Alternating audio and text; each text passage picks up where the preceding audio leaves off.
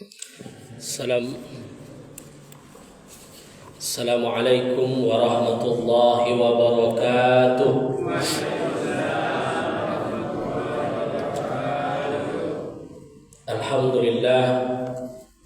Alhamdulillahillazi arsala rasulahu bil huda wa dinil haqq liyuzhirahu ala dinihi wa kafa billahi shahida.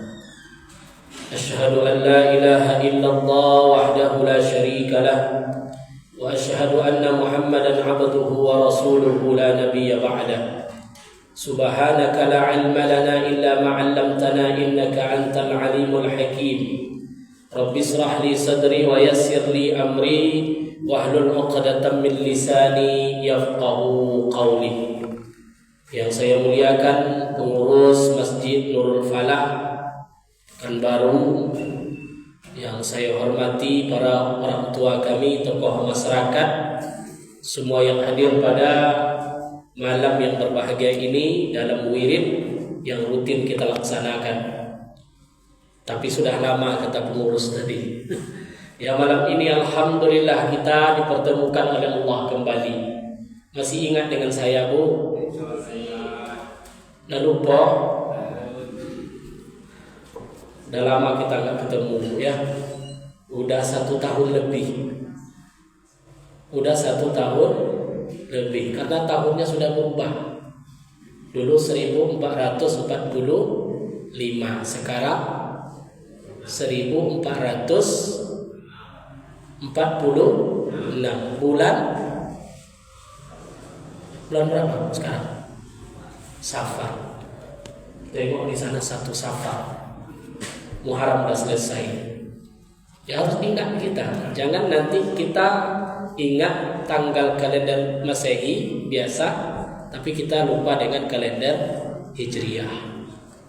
Karena khas umat Islam itu punya kalender sendiri, namanya kalender Hijriah. Kenapa disebut dengan kalender Hijriah? Karena berpatok sejak hijrahnya Rasulullah dari Mekah ke Madinah. Nah, itu standar awalnya. Meskipun berlaku zaman Umar 17 tahun pasca Nabi hijrah. Jadi kalau zaman Nabi itu belum ada kalender, Pak. Belum ada sama sekali. Tapi bulan sudah ada. Muharram, Safar, Rabiul Awal, Rabiul Akhir, Jumadil Awal, Jumadil Akhir, Rajab. Masih ingat enggak? Dan jangan lupa. Masih ingat Pak ya? Ramadan berapa bulan lagi? Nah, tengok hitung dulu Ustaz. Safar, Rabiul Awal, Rabiul Akhir, Rabiul Awal, Rajab, Sya'ban. Sebentar lagi, berapa bulan Bu? Udah selesai separuh. 6 bulan lagi masuk Ramadan. Ya. Jadi kadang banyak kita melalaikan hal-hal yang menjadi simbol keislaman itu sendiri, sehingga kalender Hijriah ini sering kita lupakan. Kita sibuk memperingatinya hanya sekali setahun, tapi kita lupa bagaimana mengingatkan kembali akan cintanya kita kepada Hijriah. Ibu cinta dengan bulan Islam, ibu cinta dengan Hijriah, cinta Bu? Iya. Saya tanya ibu yang mukena merah itu, yang maron. Ibu nikah dulu bulan hijriahnya bulan apa? Bulan apa? Kalau Masehinya bulan apa ibu nikah? Nggak juga kanang. Saya yakin tidak semua kita yang masih ingat bulan hijrahnya ketika dia menikah. Iya dah. Bisa dites itu. Pak Haji coba yang ini. Tanggal hijrahnya berapa dulu? Lupa aja. Nah, kan itu lah. Kalau saya 15 Sya'ban. Kenapa Ustaz ingat saya tengok buku nikah? Ya, tengok nanti di rumah tahu kita. Tapi Masehinya selalu kita ingat. Nah, ini persoalannya kadang-kadang. Padahal kita hubungkan pernikahan itu kadang-kadang dengan Hijriah. Kalau orang tua menikahkan anak, pasti bulan yang dia tengok dulu Masehinya atau hijrahnya? Hijrahnya. Ya bagusnya nikah bulan apa? Oh bulan haji lah besok, ya kan? Kadang-kadang bulan Syawal. Ditengok bulannya. Dan juga di buku nikah yang pertama kita cari itu bukan Masehinya, tapi Hijriah. Coba tengok buku nikahnya. Dia nikah hari Ahad. Jadi di buku nikah gak ada hari Minggu, yang ada hari Ahad. Tanggal dulu hijrahnya biasanya begitu, hijrahnya sekian. Nah ini sekedar mengingatkan kita kembali untuk mengingat bahwa hijrah itu adalah kalender dalam Islam. Penting, jangan hanya kita memperingatinya saja, tapi kita tidak aplikasikan dalam kehidupan kita sehari-hari. Ada dekat rupanya 6 bulan kita tidak sadar Ramadan akan datang. Bapak Ibu rahimakumullah. Memang siang tadi pengurus nelpon. Biasanya nelpon kan Ustaz Putra. Nah, jadi nelpon pengurus. Itu saya mau mengijab kabulkan orang tadi itu Pak di jalan. Karena ada nikah tadi kan. Nah, insyaallah maka malam ini Allah pertemukan kita. Cuman tentu lebih umum sifatnya apa yang kita sampaikan malam ini. Mengingat hendaknya perubahan tahun ini membawa kita menjadi lebih baik. Mudah-mudahan kita, keluarga kita, masyarakat kita, khususnya negeri kita ini di tahun yang baru ini 1446 insyaallah diberikan oleh Allah keberkahan. Di tengah situasi dunia yang sudah tidak pasti. Kalau ditengoklah secara global ngeri kita hari ini. Mungkin inilah yang digambarkan oleh Rasulullah itu sebagai akhir zaman. Kita hidup di penghujung zaman. Karena tanda-tanda hari kiamat itu yang jelas salah satunya terutusnya Rasulullah sebagai akhir dari penutup segala nabi. Enggak ada lagi la nabiyya ba'da. Tidak ada nabi setelah Nabi Muhammad sallallahu alaihi wasallam. Enggak ada nabi lagi. Dan itu sudah berlangsung 14 abad silam. Sekarang sudah 1400. Ada sebuah hal yang menjadi nubuat dari Rasulullah itu apa? Akan terjadi huru-hara akhir zaman. Ya, Islam sudah mulai ditinggalkan. Nilai-nilai Islam itu sudah mulai ditinggalkan. Lebih condong patokan orang hari-hari ini itu kepada negeri-negeri barat. Dan Islam itu sudah terpecah. Sampai-sampai Rasulullah mengatakan kagusa isail, seperti buih di tengah lautan. Karena sahabat heran ketika Nabi mengatakan, kenapa umat Islam di akhir zaman itu mundur? Karena mereka terpecah. Ini nubuat Nabi yang sudah mengatakan kita seperti buih di tengah lautan, banyak tapi tergantung ombaknya kemana. Kita lihat hari ini negara-negara Islam ya, yang secara global hari ini terjadi perperangan. 40.000 umat Islam hampir dibunuh di Gaza. 40.000 itu tidak sedikit tuh. Ya, 40.000, bayangkan. Sudah hampir 40.000 masyarakat dibunuh, bukan bencana, tapi bom yang diledakkan. Gimana reaksi pemimpin Islam sampai hari ini? Lebih banyak diam. Yang keluar tuh bahasa mengutuk. Ya. Kemudian mengutuk, diadakan negosiasi di PBB. Inisiatornya siapa? Amerika. Yang masuk bom siapa? Amerika juga. Jadi Amerika yang ngasih bom, ya, ribuan ton bom dikirim ke Zionis Israel. Tapi Amerika seolah-olah dia mau mendamaikan. Dan paling parahnya hari ini kita lihat, prediksi analisa para pakar tak akan lama lagi akan terjadi perang dahsyat akibat pembunuhan pimpinan Hamas di Irak. Entah apa skenario yang akan terjadi ke depan. Ya, tentu kita berdoa mudah-mudahan Allah mempersatukan kekuatan-kekuatan Islam. Itu doa dan harapan kita. Oh, Ustaz, kenapa ya orang itu taat, beriman kepada Allah, tapi kenapa kita yang banyak mati hari ini? Seolah-olah kita yang kalah. Memang itu nubuat Rasulullah. Di akhir zaman nanti akan terjadi huru hara. Ya, orang-orang Yahudi akan bangkit. Zaman sahabat itu nggak ada yang namanya negara Israel. Israel itu baru berdiri 1948. Dulu nggak ada, tapi Nabi sudah prediksi. Ketika dia mengatakan kepada sahabatnya, di akhir zaman nanti kalian akan berperang dengan orang-orang Yahudi. Tentu sahabat bingung, Yahudi yang mana?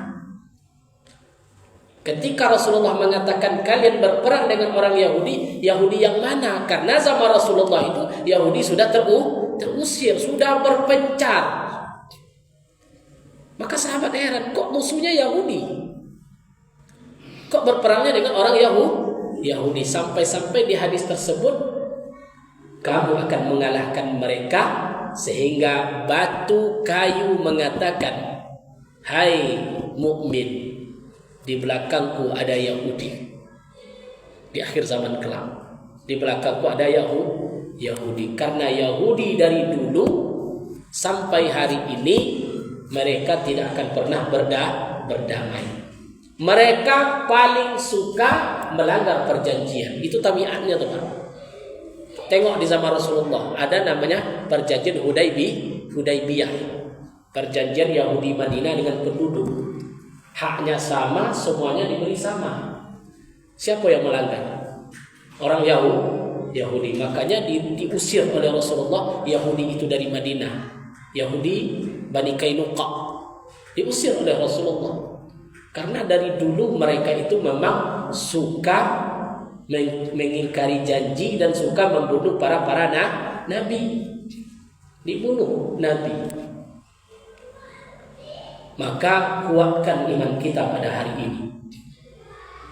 Kuatkan iman, evaluasi diri kita. Hasibu anfusakum qabla an tuhasibu. Hitung-hitunglah dirimu sebelum nanti Allah yang akan menghitung. Nah, ini penting bagi kita. Makanya orang sebut hijrah itu apa maknanya? Apa arti hijrah itu? Pindah. Jadi arti hijrah itu pindah. Hijrah itu terbagi dua. Ada namanya hijrah makani, ada yang disebut dengan hijrah maknawi. Apa itu hijrah makani? Pindah tempat. Apa bu? Pindah tempat. Nah, ini yang dibuat oleh Rasulullah dari Mekah ke Madinah sampai keluar hadis tentang hijrah. Hadis pertama di Matan Arba'in. Apa hadisnya? Innamal a'malu bin niyat. Semua kita hafal itu. Kenapa Ustaz menyebutnya itu hadis hijriah? Hadis hijrah. Karena hadisnya panjang, Pak. Yang kita hafal innamal a'malu bin niyat. Artinya apa, Bu? Sesungguhnya setiap perbuatan itu dimulai dengan niat. Wa innama likulli imrin manawa. Sesungguhnya apa-apa. Wa innama likulli imrin. Sesungguhnya setiap perbuatan dan urusan itu manawa. Allah balas sesuai yang kita niatkan. Jadi di sini berbicara nawaitu. Niat ibu ke masjid ini apa? Untuk apa? Abu, niat ibu ke masjid ini untuk apa? Untuk ibadah. Maka ibu akan dapat nilai ibadah di sisi Allah. Wa innama likulli imrin manawa. Ketika terjadi hijrah, Rasul mengatakan Faman kana hijratuhu ila Allah wa rasulihi fahijratuhu ila Allah wa rasulihi. Barang siapa yang ingin berniat hijrah untuk Allah dan Rasulnya, maka akan Allah berikan pahala sesuai dengan yang dia hijrah untuk Allah dan Rasulnya. Faman kana hijratuhu lidunya aw imraati yankihuha fahajara ila ma hajara ilaihi. Itu hadis innamal a'malu binniyat. Panjang hadisnya. Faman kana hijratuhu lidunya, kata Rasulullah, barang siapa yang hijrahnya itu untuk dunia, aw imra'ah, atau untuk wanita, maka Allah katakan dia juga sekedar itu yang dia dapatkan. Jadi berangkat dari hijrah tadi. Kalau hijrah makani apa? Pindah tempat. Contoh merantau. Apa niat dia untuk merantau? Hijrah itu kan merantau. Salah satu contoh. Apa niat dia? Kalau untuk ibadah, maka Allah balas untuk ibadah. Kalau untuk mencari bini, maka dia akan mendapatkan bini. Kalau dia mencari harta dan dunia, maka dia hanya mendapatkan harta dan dunia. Jadi Rasul gambarkan hijrah itu tak semua orang karena untuk ibadah. Ada yang berniat hijrah itu untuk sampai di Madinah nanti pasti banyak dapat harta. Sampai di Madinah nanti wanita Madinah itu cantik-cantik, dia akan dapat menikah. Tapi orang yang niat hijrahnya untuk ibadah, dia dapat semuanya. Banyak sahabat sampai di Madinah menjadi orang kaya. Banyak sahabat sampai di Madinah, dia mendapatkan istri di Madinah karena dia betul-betul hijrahnya karena Allah. Masih ada hijrah makani, Ustaz? Mungkin sudah tidak ada lagi. Apa tadi hijrah makani, Ibu? Pindah tempat. Kenapa Rasulullah pindah? Karena tidak aman. Kalau kita aman dah, aman, gak ada lagi. Mau sholat kita, mau kemana kita, tak ada halangan ya Pak ya. Aman kita hari ini. Tapi kalau tempat lingkungan itu sudah tidak baik, ya, lingkungan itu sudah tidak baik, tidak mendukung kita untuk beribadah kepada Allah, silakan kita hijrah. Silakan kita hijrah. Terus yang kita amalkan sekarang itu apa? Itu yang disebut dengan hijrah maknawi. Hijrah secara perilaku, hijrah secara hati, hijrah berubah kita dari yang tidak baik menjadi baik. Jadi istilah hijrah itu jangan salah paham kita. Bapak tuh udah hijrah dia. Kenapa? Celananya sudah, jenggotnya sudah. Apa itu yang hijrah? Ibu tuh sudah hijrah sekarang, jilbabnya sudah dalam, ibadahnya sudah rajin, tapi mulutnya masih suka apakah itu yang hijrah? Bukan. Hijrah tidak dinilai dari pakaian. Hijrah itu dari perbuatan yang kurang baik menjadi baik. Itu saja. Jadi lebih kepada perilaku kita. Khairun nas man tala umruhu wa hasuna amaluhu. Sebaik-baik manusia semakin bertambah umurnya, semakin elok perilakunya. Itu tanda hijrah tuh Pak. Semakin tua semakin baik. Semakin tua semakin rajin baca Quran. Semakin tua semakin rajin menuntut ilmu. Bukan semakin tua semakin merajuk. Semakin tua semakin mudah tersinggung. Ada enggak yang seperti itu? Ya, seharusnya semakin tua semakin lapang hatinya. Ya. Jangan tua-tua keladi. Makin tua banyak tuh, makin tua makin menjadi. Allahu Akbar. Kapan kita hijrah? Kapan lagi kita kembali dan taubat kepada Allah? Makanya para ulama dalam kitab Nasaihul Ibad mengatakan alamatus syaqawah arba'atun. Tanda-tanda orang yang celaka, yang tidak akan mau taubat lagi, yang tua-tua keladi tadi makin tua makin menjadi. Itu ada 4 tanda yang tua. Hati-hati gitu. Bapak tanda-tanda orang celaka. Tanda-tanda orang celaka itu apa? Tanda-tanda orang yang takkan mau baik. Tanda-tanda orang yang su'ul khatimah. Takut kita Bapak Ibu. Jadi kalau termasuk kita yang 4 ini cepat kita keluar. Al-awwal, yang pertama. Apa itu tanda-tanda orang celaka? Zikrul hasanat wa indallah ruddat am kubilat. Zikrul hasanat, orang-orang yang selalu merasa dirinya baik. Nah, Bapak Ibu, orang-orang yang selalu mengingat kebaikan dia. Orang-orang yang selalu menganggap dirinya sudah baik. Itu tanda-tanda orang celaka, Pak.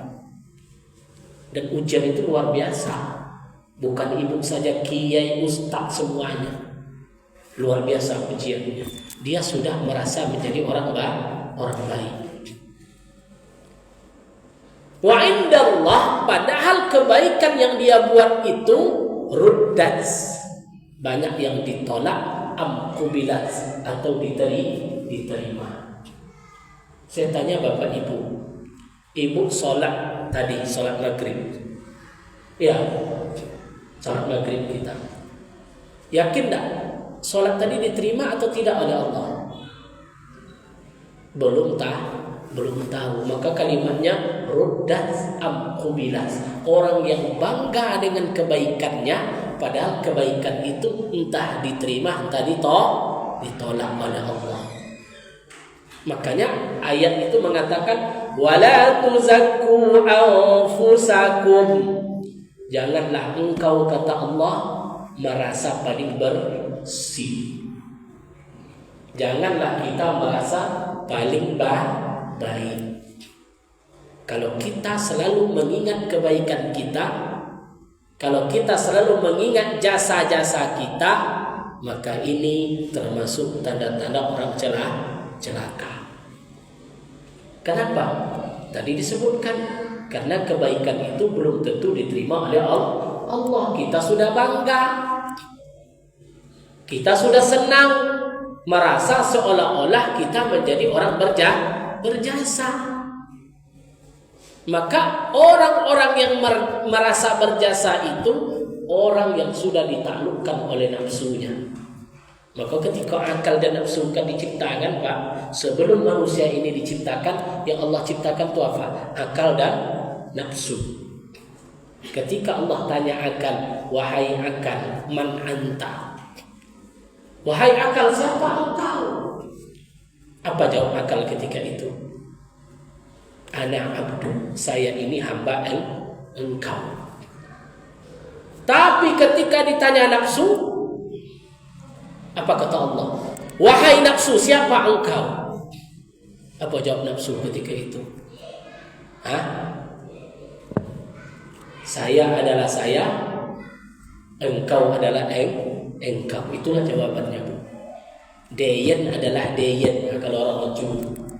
Aden adalah aden. Itu nafsu tuh, Pak. Apa maksud di situ? Gara-gara aden lah masjid kau jadi. Gara-gara saya lah masjid ini maju. Gara-gara saya lah masyarakat ini begini. La ilaha illallah. Apa tadi itu? Nafsu. Makanya digambarkan oleh ulama tadi, salah satu tanda-tanda orang celaka itu apa? Selalu merasa baik, selalu mengingat kebaikan. Padahal kebaikan itu entah diterima atau tidak oleh Allah. Maka ketika nafsu menjawab seperti itu, Allah azab di neraka yang paling dalam. Dikeluarkan lagi, Pak. Apa kata Allah? Hai nafsu man anta. Wahai nafsu, siapa engkau? Apa kata nafsu tadi? Aden adalah aden, wa'ang adalah wa'ang. Masih keras dia. Begitulah nafsu itu kalau kita ikuti. Kenapa? Karena orang yang selalu berjasa itu, umpamanya berimpak dia ke masjid ini 5 juta. Pas Jumat lupa pengurus membacakan, tidak mau matanya tidur.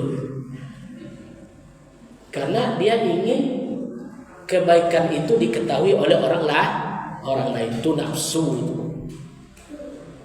Paham Bapak Ibu itu? Itu nafsu. Maka tidak usah diingat kebaikan, karena kebaikan itu biarlah Allah yang menilai. Maka muncul keikhlasan di sini. Orang yang ikhlas, dia tidak akan banyak mengharapkan apa-apa. Betul-betul karena Allah. Dia tidak ada yang lain lagi Bapak Ibu. Cuma balasan dari Allah. Itu yang diharapkan. Tidak ada yang lain, tidak ada embel-embelnya. Maka lawan amal ibadah ibu itu, lawan ikhlas itu ada 3 lawannya. Ini yang paling sulit termasuk saya. Berapa penyakitnya tadi? 3. Pertama namanya riya. Riya berasal dari kata ro'a yura'u. Lihat. Setiap amalnya harus dilihat orang. Itu namanya riya, Pak. Penyakit. Orang yang riya Allah gambarkan alladzina hum yura'un. Fawailul lil musallin alladzina hum yura'un. Neraka celakalah orang-orang yang salat, alladzina hum an salatihim sahun, mereka lalai dengan salatnya, alladzina hum yura'un. Setiap amalnya dia ingin ditengok oleh orang lain. Kalau tidak ramai orang tidak mau dia impak. Tapi kalau ada ramai keluar duitnya tuh. Ya, hati-hati, itu penyakit amal yang pertama yang bisa menghancurkan kebaikan-kebaikan tadi. Yang kedua namanya sum'ah. Yang pertama apa namanya tadi? Riya. Riya apa maknanya? Ingin dilihat. Kalau minantu tak ada mertuanya tidak mau dia sholat. Itu contohnya Pak. Merasa bebas dia kalau sudah tidak ada orang. Itu riya. Yang kedua apa namanya? Sum'ah. Sum'ah itu berasal dari kata sama'. Sama' itu bahasa kitanya apa? Mendengar. Setiap perbuatannya harus didengar oleh orang lain. Nah ini sum'ah maksudnya. Namanya sum'ah.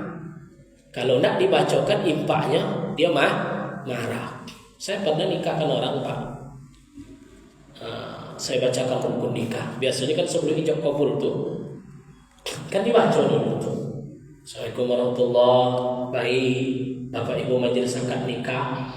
Rukun nikah itu ada 5. Berapa rukun nikah? Ada 5. Yang pertama calon suami, alhamdulillah sudah hadir. Yang kedua calon istri, alhamdulillah sudah hadir. Yang ketiga wali nikah, alhamdulillah sudah hadir. Alhamdulillah saksi kita ada 2 orang. Yang pertama Bapak Bulan.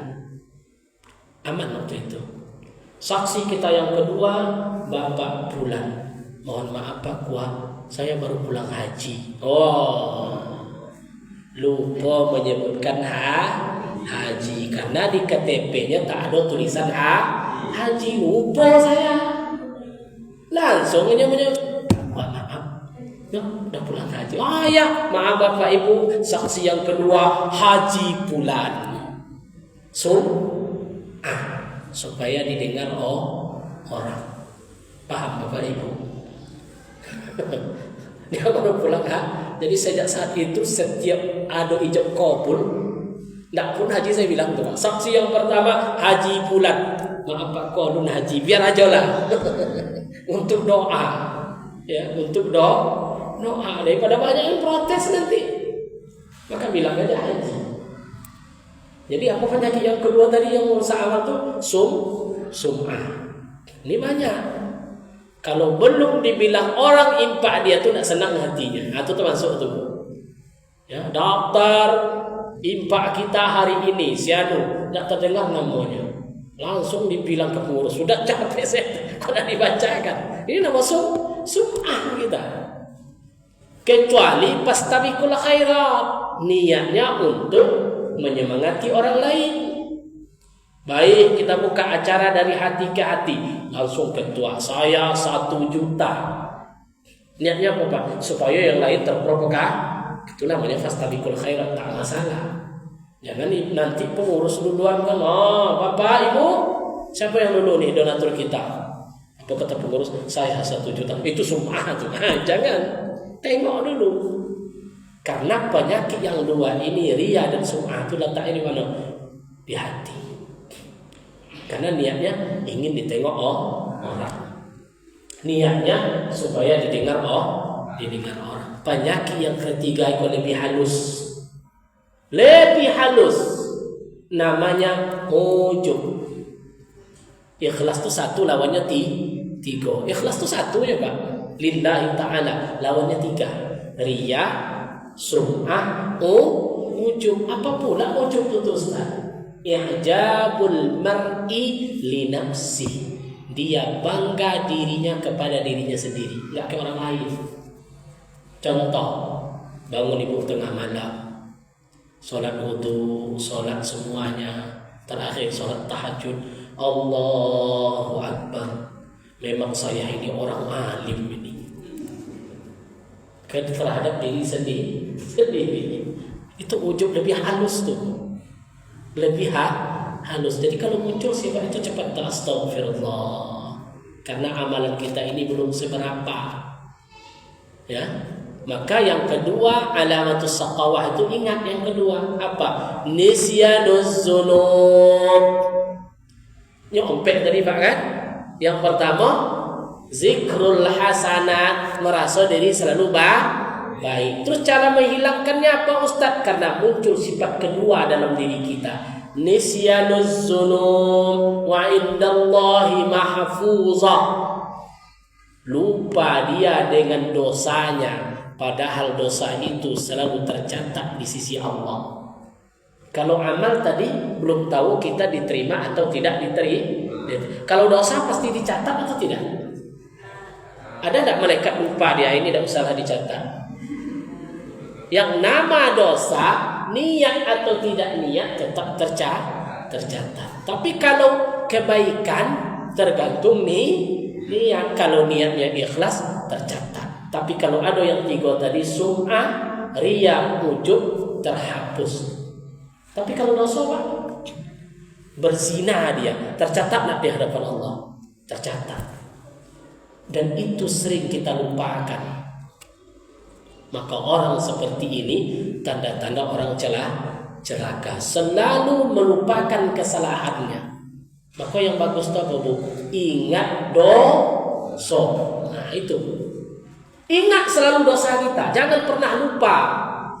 Karena mengingat dosa akan mengeluarkan air mata, dan air mata tadi akan kita membuat taubat kepada Allah. Kenapa air mata kita keluar? Karena takut kita kepada Allah. Sebesar apapun dosanya Pak. Ya. Ustaz saya dulu berzina, ini segala macam. Wala tai'as, jangan pernah putus asa untuk kembali kepada Allah. Karena Allah tak nilai orang-orang yang bertaubat kepada Allah, insya Allah Allah ampuni. Cuman ada syaratnya, jangan diulang. Kalau diulang itu bukan taubat, bukan hijrah itu. Itu namanya taubat sambal lado. Makan pecel lele depan tuh sama orang rumahnya makan. Habis makan tadi saking pedasnya cabai tadi, sakit perut, pulang langsung mencret. Seminggu sudah tuh lewatnya di situ beri, Bang makan celele balik. Padahal udah mau tobat, tidak jadi, ulang lagi makan. Itu namanya tobat sambal lado. Orang yang tobat seperti ini itu namanya main-main. Ya, itu namanya mempermainkan Allah. Kalau kita bertobat dari zina, jangan ulangi zina. Memulai pun tak boleh, me-WhatsApp pun tak boleh, karena itu bisa memancing. Zaman sekarang ngeri Bapak Ibu. Kok Ustaz tahu? Karena kantor gua tuh banyak data selingkuh di situ, Pak. Ada data selingkuh di situ, data orang macam-macam. Kebanyakan dari apa? WA. Karena yang WA itu bukan anak muda, orang tua udah paham ya WA sekarang. Iya kan? Ada orang yang kadang-kadang lari dengan istri orang lain. Ada enggak? Saya ketemu untuk kasusnya Bapak Ibu. Kadang-kadang enggak masuk akal. Nah, begitulah. Kita ini dikirim untuk selalu berbuat ingkar kepada Allah. Jadi yang pertama apa tadi? Selalu mengingat kebaikan. Yang kedua, lupa akan dosa. Padahal dosa itu selalu tercatat di hadapan Allah. Yang ketiga, apalagi tanda-tanda orang celaka yang ketiga, supaya kita cepat keluar. Maka tugas kita hari ini Bapak Ibu rahimakumullah dibalik saja. Urusan masalah kebaikan lupakan. Masalah kesalahan diingat. Nah, dibalik. Kalau salah ingat kita selalu. Tapi kalau kebaikan buang jauh-jauh. Tidak usah diingat. Ini orang beruntung nanti. Terus yang ketiga apalagi? Nazara ila man fawqahu bi umurid dunya, kata ulama tadi. Nazara ila man fawqahu bi umurid dunya. Dia menengok dalam urusan dunia, selalu menengoknya ke atas. Penyakit kok Bapak Ibu. Dan itu tanda-tanda orang celaka. Dalam urusan dunia menengok kate. Nengoknya selalu ke atas. Apa contohnya? Ciri-ciri orang yang selalu menengok ke atas. Ini ciri-ciri orang celaka itu apa contohnya? Kuda berlari, ongoknya, tahu ongok? Ongok itu bahasa Sanskerta tuh, Pak. Kuda yang berlari, engapnya, nafasnya yang sesak. Itu tanda-tanda orang celaka. Alamatus syaqawa. Saya hanya menyampaikan kalimat di kata asal tadi. Alamatus syaqawa. Apa salah satu yang tadi yang ketiga? Nazara ila man fawqahu fi umurid dunya. Dalam urusan dunia dia selalu menengok ke atas. Maka itu susah, lama-lama mati kita tu. Ya, cobalah ibu bawa kendaraan ke masjid ini pakai Honda, besok di masjid di rumah pakai sepeda motor. Anda tengok ibu ke atas tu, tak sampai 2 menit tu Pak, tumpah tu. Makanya hati-hati kata nasihat ulama tadi. Tanda-tanda orang celaka itu dalam urusan dunia dia selalu menengok ke atas. Tak boleh orang mendapat. Nah, itulah yang muncul nanti sifat apa? Itulah yang melahirkan sifat dengki, iri hati, buruk sangka. Banyak penyakit muncul. Akhirnya menggosip. Tuh dari renovasi rumah dia. Ya iyalah, korupsi itu. La ilaha illallah. Itu penyakit bapak-bapak atau ibu-ibu? Penyakit bapak-bapak atau ibu-ibu? Yang apa-apa ibu atau ibu-ibu apa-apa. Berantamlah. Saya selesai lagi. Lama masuk waktu. Allah, kaji lu sampai dah. Yang keempat, kita persingkat saja. Nazara ila man dunahu fi umuril akhirah.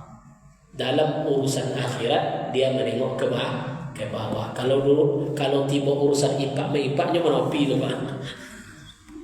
Tapi kalau urusan dunia, contohnya Jumat berkah, jatah menjatah, inyo dahulu. Kalau memberi, inyo ke tepi. Itu apa tuh? Tanda-tanda orang syaqawah.